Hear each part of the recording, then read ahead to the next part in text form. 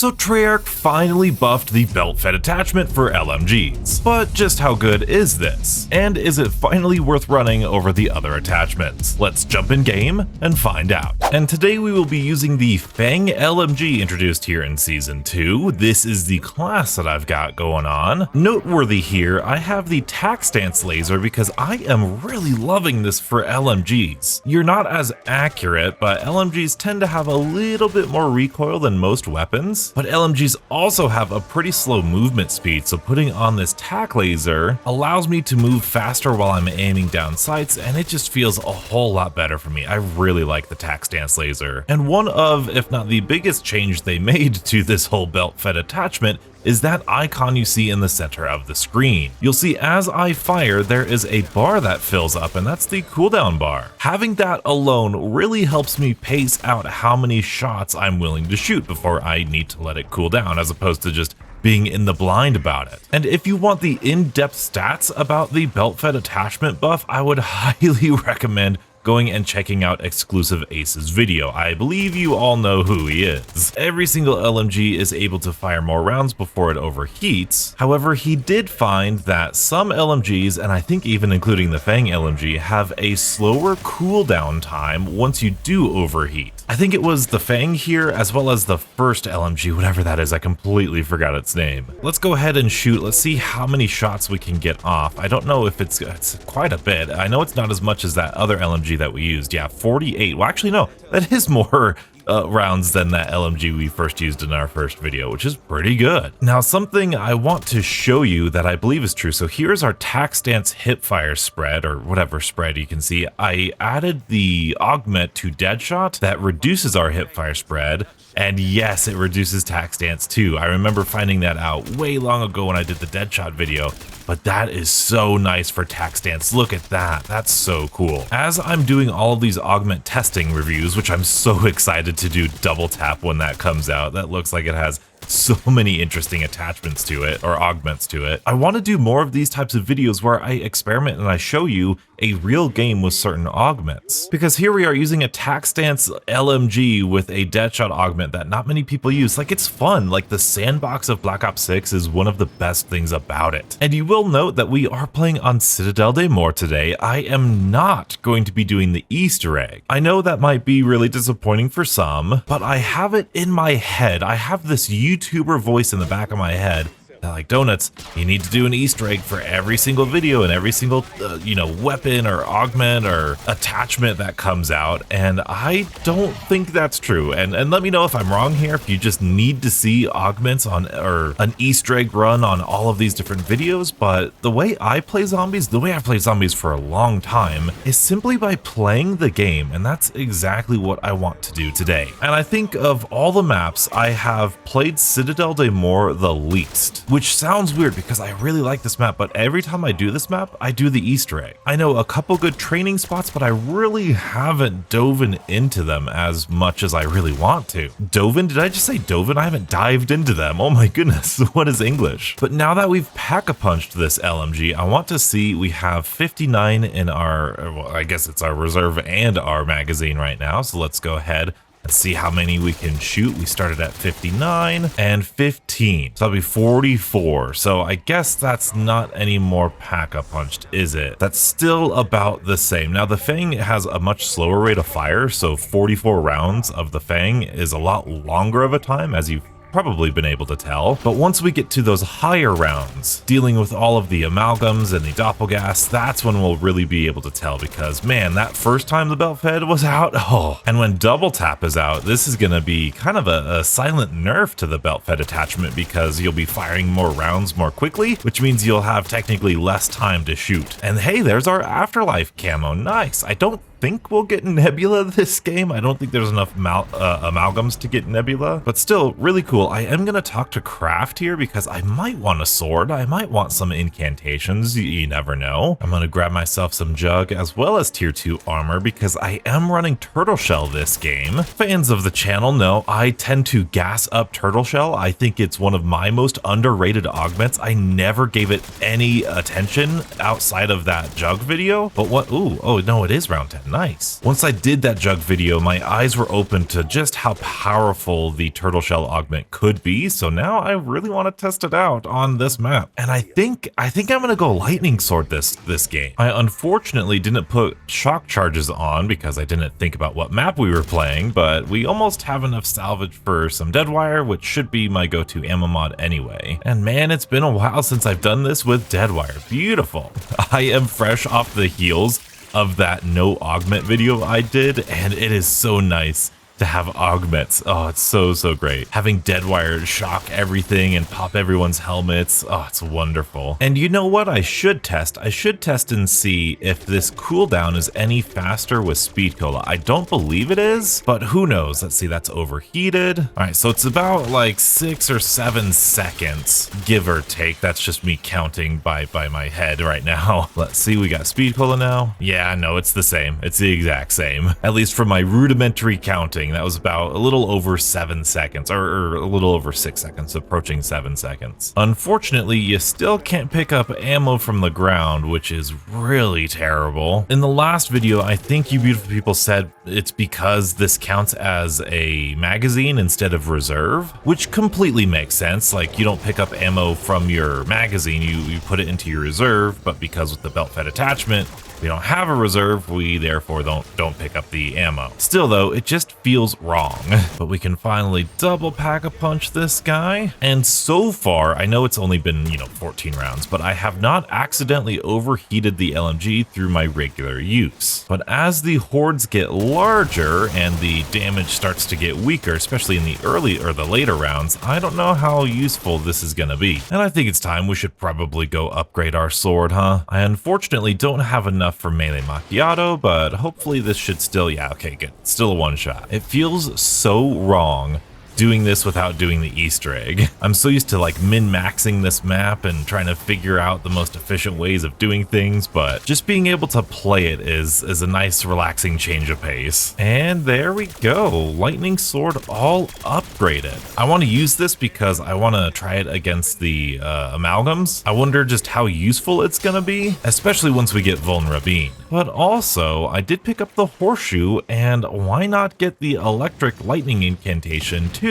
It is the best one for amalgams in a pinch, especially if we're running turtle shell. I might be in a bad situation. So we can just, crash this party. There's a lot of zombies. Wow, there's a lot of zombies. I also have dark flare. It's really becoming my favorite field upgrade, although with the return of Frost Blast in Season 3 Reloaded, I think that might just be my new favorite field upgrade. Who knows? Depends on what cool augments they have with Frost Blast. That could be really nice. Oh yeah, all right, that is that done. We have this incantation now, and I just heard the amalgam come in. Nice, let's see, that's doing a decent amount of damage. Oh boy, wow, okay, I killed it. I was gonna kill it with my LMG, but no, that did too good of a job. That is awesome. That's just a base default lightning sword, and that's with before vulnerability. Now, in terms of like training areas, this jug room is pretty decent. I remember doing some salvage testing once Vulture came out in this room, and it's not that bad of a place to train. But now that we're mostly set up, I will be focusing a little bit more on how this belt fed attachment actually is. This room is like a big circle, big square, so it's really nice to get these guys trained up, trained around. You gotta watch out for these guys jumping out the window. But once they all get spawned in, which they should be more or less now, you can kind of get them in a straight line and just go to town.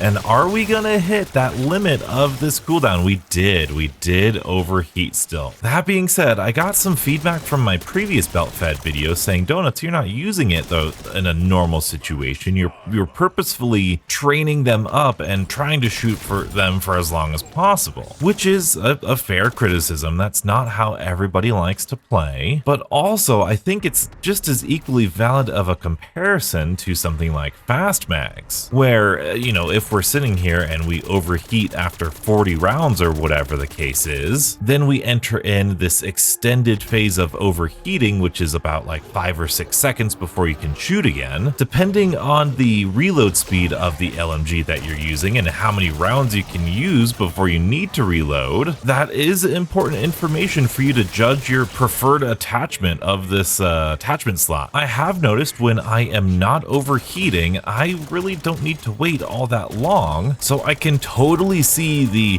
kind of burst fire argument where, in a practical sense, you're not really shooting all of the zombies at the same time, uninterrupted for however many seconds that is. And then in the time you're running away, instead of needing to reload eventually, you just naturally cool down. So from a practicality perspective, I'm kind of getting swayed on this attachment a little bit. I feel like it's kind of doing work right now. Statistically speaking, like I said, the reload versus the amount of shots you can fire might be statistically better with other stuff. Oh, I just overheated. Well, I guess that's a little bit ironic, but even still, this feels a little bit more viable, a little bit more balanced, I guess that's a better word for it. It doesn't feel overpowered, but it doesn't feel like completely worthless. Oh, the PU-21, that's the LMG I couldn't remember. The PU-21, that game, it felt worthless. It felt like you would train up a thing of zombies and it would just instantly go down. I think because the PU-21 has a faster rate of fire, so it overheated faster. I don't know exactly how that works. Like I said, exclusive Aces video, probably much better. But that's also why I wanted to just use this gun like I was just playing a normal game of zombies. And believe it or not, when I play normal zombies, I usually don't do the Easter egg by myself. I usually only do Easter eggs for videos. But here we have a decently sized horde. I'm gonna move around. I'm gonna turn around and kind of finish off the horde. And yeah, that's pretty decent. Well, I just now overheated, but that was a much longer time of fire versus when I got overheated. So if you're paying attention, which I might try to pay attention a little bit more, I feel like that's not too terrible. But like with most of these attachments or augments, we're really going to put them to the test once we hit round 30 and, 35. I know once we hit super sprinters at round 40, we're not going to have as much time to overheat just because of how super sprinters are, but at round 30 or past round 30, is this still going to be viable?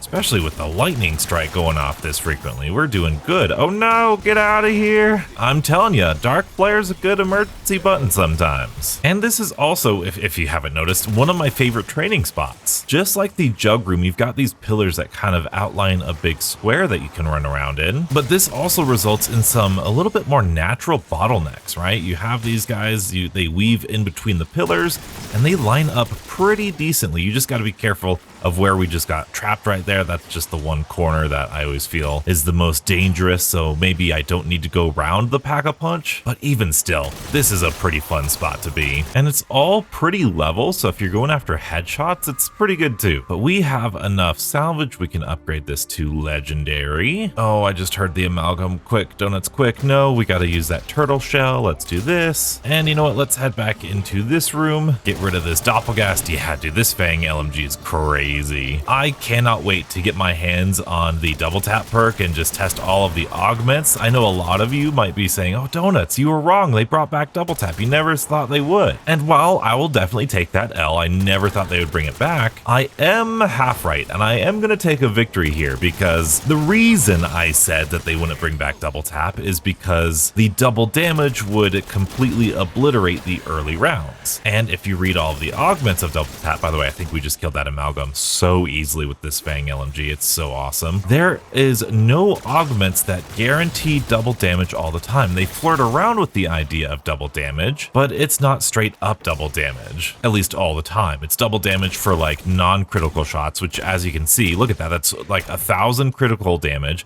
And I'm dealing 8,000 critical damage. That's crazy. That's insane. So doubling your non-critical damage is pretty minuscule in my opinion. I see a lot of people run out here, like train out here in the higher rounds, and this might be the best spot for it, but I find it pretty difficult. I feel like there are a lot of spawn points, and it's just really difficult to not get hit by zombies out here. But I do want to test it out with Turtle Shell because Turtle Shell might be the difference maker here. And that is the first time I've naturally overheated because of how many zombies I was able to kill. So that is very interesting. I think it's because as the rounds progress, the zombies get more health, my gun is dealing relatively less damage because of how much health the zombies have. It doesn't actually deal less damage, but you know, it's becoming less useful, so I need to shoot more shots into the zombies, which results in me needing to shoot the zombies for a longer amount of time in order to kill them, which is not good for weapons that overheat if you shoot them for too long. And now that I'm thinking about it, I should probably go get tier 3 armor. My gun is fully pack-a-punched, I've got all of the perks. Yeah, this is great. Yeah, we're overheating again. We're about round 30, the horde's getting pretty big. I'm still dealing a good amount of damage, like we're still killing zombies really quickly. Look at that. I think, oh, you know what? You know what I might have on? I might have put on the double damage augment from Deadshot. I never ran it, and I'm not a big fan of it, but in the kind of spirit of running augments that I don't normally run and testing out things, I think I put it on just to see if I'm really missing out. And I gotta say, I don't think I'm missing out. I think I prefer the 5 or 10 or 15% boost that Deadshot does anyway. We just got a perkaholic, let's go. And another amalgam. This is gonna be good to test things out here. Oh boy, lots and lots of bad guys. Oh boy, that was a bad little spot, wasn't it? Let's just use that guy. We can bring him down. Wow, that deals so much damage. I love Dark Flare. I know I have the incantation too. I just want to get this Nebula camo on this LMG as fast as possible, which I know this is not the most effective strategy. I know I'm supposed to be on like directed mode on Liberty Falls at round 15. That's like the best way to do it, but it's still fun to just play the game. And dang it, it's the last camo and I'm gonna get it the way I want to get it. But we have this big horde back here. We can kind of do this. I've got to keep an eye on these other zombies. And just doing that simple repositioning does cool it down. So even though I am running into the overheating thing a lot, it's really only at the end of a round when I know there's not a lot of zombies and I'm just trying to finish them off and they're not respawning back in. So you know what? I think this is gonna get my stamp of approval. Oh, you know what? I think I have this on the GPMG. So let's go down. Let's go. I think, and we almost have enough points to pack-a-punch it fully. Yeah, it's legendary. I do have it. Awesome. We're just gonna not even take our chances here. We're gonna go through like so. Dark Flare's awesome. Thank you for being here. And yes, I did decide to go around the entire map just to get here because I don't want to open up that door. Sometimes that door is a little sketchy. Now, the benefit of the GPMG, as we should know by now, is that it has this insane hip fire spread, so you don't even need the tax dense laser to make it really good. Granted, it's only pack-a-punch 2 now. Yeah, we're gonna need to triple pack-a-punch it. So we'll need to use this guy, the Fang, for a little bit longer, and the end of the round double points returns, but that will give us enough to triple pack-a-punch. Now let's see how many rounds we can get through this GPMG before it overheats. Quite a bit. It's got a much faster fire rate. So what is that, 69? I forget all of the different mag sizes for all the LMGs, but oh boy, we're entering stim territory where I should probably go get stims. But practically speaking, that cooldown feels pretty fast, and I think the GPMG does have a faster cooldown now. I think it was just the Fang and the PU-21 that had the slower cooldown after the buff, as weird as that sounds. But first impressions, just with this tiny horde that we've got, it feels really similar to the Fang in the sense that, oh, we just about almost overheated there, but that's about as long as you can fire it. And in the higher rounds, especially like I said, once you get super sprinters, you're not going to be able to shoot for that long. It's still not like, you know, the most overpowered attachment that you need to switch all of your LMGs to, but if you hate reloading and your playstyle is similar to this, where you're just taking a little bit of burst shots at these zombies and maybe running around and then taking some shots while you have a chance and then running around again, this belt fed does feel pretty balanced. That's pretty good. And like I said, at the end of the round, I always overheat because I realize that they're not spawning in anymore. It feels so much more practical now, and I can't not use Deadwire. Like, Deadwire is just the best, at least of the ammo mods that I've tested so far. And as much as I love the incantations, I am going to get some stim shots because I like Turtle Shell more. I hear an amalgam. We've got an amalgam. Let's weaken the amalgam with our Dark Flare, shall we? Yes, we shall. Beautiful. Oh, wow. Okay, that was one amalgam done. We just death stared him. And then this one should be relatively soon. Oh, you know what I think happened? I think I activated Light Mend on the amalgam, and that took a bunch of his health down because I put on Big Game on Light Mend, which spoiler alert, once they fix light mend, that's going to be one of my favorite ones to recommend. And there's that other amalgam done. Sweet. And I suppose it is too late to mention this, but like I said, we're not doing the Easter egg, but here we are, round 35. I almost feel like this is a bit more practical of a test. Oh, there's an overheat right there, like I said, end the round, no more zombies spawning in. Luckily, we can just flip to our other LMG with the same belt fed attachment. There we go. And finish it off. Nice. I should have asked you long ago, do you guys feel the need for me to do the Easter egg in every single one of these testing videos? Or do you like it when I mix it up a little bit? Just kind of play a regular game of zombies. I feel like this is how a lot of people play zombies. Not everyone likes Easter eggs. A lot of people just like the progression of it or camo challenges. So let me know what you'd like to see. Now, this could be a personal thing, but I have noticed once dead wire activates, I'll get really distracted and I'll want to shoot them as quickly as possible. So like this, and then as it's activating, we'll be shooting.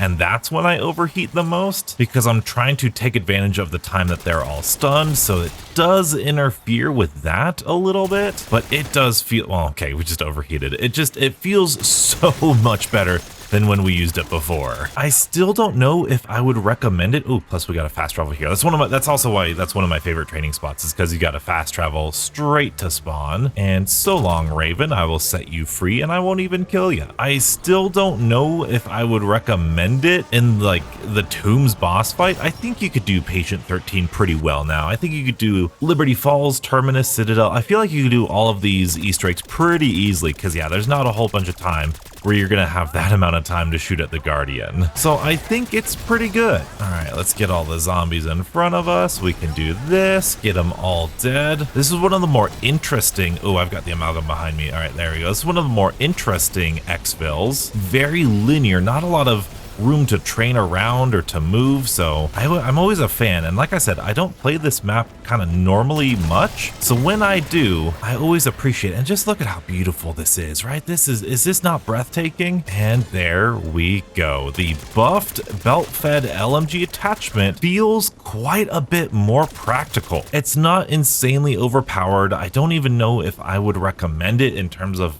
an attachment, but from what you've seen from my gameplay, if you play similar to that, or you're just kind of taking shots here and there, it's definitely very viable. Personally, I would love to see Speed Cola affect the overheating cooldown time, and I'd love to see Pack-a-Punch get you more ammo before you need to cool down. I feel like those would be the only two slight changes that I would make to it, and statistically speaking, the other attachments might be better, but with the other attachments, you're going to need to reload after every 40 bullets guarantee. As opposed to this, if you can pace your shots, you might never hit that overheating time. You might never need to quote unquote reload. And you know what? Especially looking, extended mag is 50, extended mag 2 is 75. Plus with all of the downsides of the ADS speed and the sprint speed and the reload stuff, it's actually a pretty good contender. This is pretty well balanced. And they also got rid of the other con. Right now the con is just the overheating thing. And now you have that ADS firing movement speed. Like, this is not a bad choice. Well done, Treyarch. This is pretty good. So try out this belt fed attachment. And if you're interested in even more Black Ops 6 Zombies content, be sure to check out this video